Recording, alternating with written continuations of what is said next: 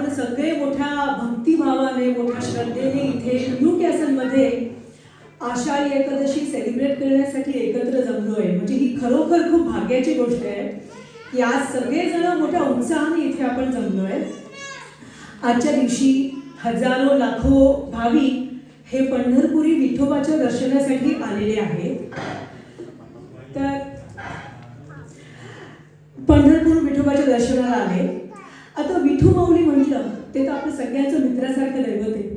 विठू माऊली म्हटलं की आपल्यासमोर एक मूर्ती उभी राहते. रंग काळा सावळा, बघायला गेलं तर कपाळावर जो टिळा आहे तो शिवलिंगाच्या आकाराचा, गळ्यात तुळशीची माळ आणि कमरेवर हात ठेवून विठेवर उभा असा हा विठोबा. त्याच्या आभूषणांमुळे ना त्याच्या पेहराव्या अजून जास्तच खुलून दिसतं. तर आज त्याच्या आभूषणांबद्दल ज्या आख्यायिका आहेत त्या अगदी थोडक्यात सांगणार आहे. जसं पुन्हा आपण म्हणतोय की त्यांच्या कपाळावर जे टिळा आहे त्याचा आकार शिवलिंगासारखा आहे. असं म्हटलं जातं की प्रत्यक्ष महादेव पण विठोबाचे भक्त होते आणि आषाढी एकादशीला पंढरपूरला आपल्या संपूर्ण कुटुंबासह ते दर्शनाला आले. बस त्यांची ही श्रद्धा बघून विठोबाने त्यांना आपल्या कपाळावर स्थान दिलं. आणि मागच्या आठवड्यात स्पाइस FM वर जो विशाखा मावशीचा इंटरव्ह्यू झाला त्यात त्यांनी सांगितलं होतं की त्या टिळ्याचा जो आकार आहे तो GPS सारखा आहे. जसं GPS आपल्याला योग्य मार्ग दाखवतो विचारल्यानंतर, तसेच विठोबाचे भक्त हे कधीही चुकीच्या मार्गावर जाणार नाही याची शाश्वती तो देतो. दुसरं म्हणजे जर आपण बघितलं तर गळ्यात कायम तुळशीची माळ आहे. कारण याचं असं आहे की तुळस ही विष्णूला प्रिय, ते भक्तीचं आणि पवित्रतेचं प्रतीक आहे. आणि तुळशीच्या विवाहाची जी आपली परंपरा चालत आली आहे त्याचं पण स्मरण करणारी आहे. म्हणून गळ्यात वारकरी सुद्धा जेव्हा वारीला निघतात तेव्हा गळ्यात सतत तुळशीची माळ घालतात. आणि महिला वारकरी जेव्हा वारीला निघतात तेव्हा अगदी तुळशी वृंदावन डोक्यावर ठेवून त्या वारी करतात. तिसरं म्हणजे मकर कुंडले. विठोबाच्या कानात आहेत मकर कुंडले. त्याच्यामध्ये असं म्हणतात की पंढरपूरमध्ये जे काही कोळी लोक होती, जो कोळी समाज होता तो पण आपल्या विठोबाचा निस्सिम भक्त. एकदा असंच एका कोळ्याला वाटलं की आपणही काहीतरी उपहार या विठोबाला देऊया.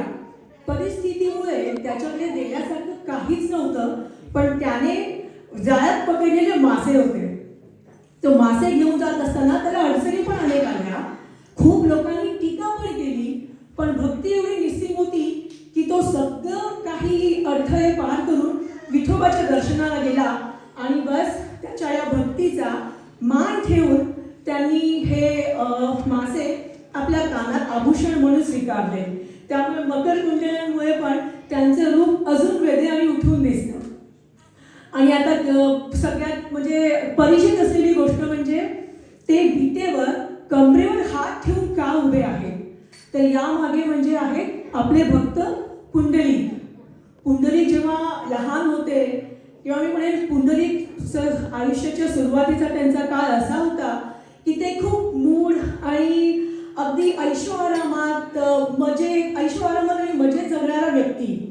पण आयुष्यात त्यांची अशा काही गोष्टी झाल्या की ते संतांच्या सहवासात आले. आणि मग त्या संतांच्या सहवासात आल्यानंतर त्यांच्या शिकवणीमुळे त्यांचं आयुष्य बदलून गेलं.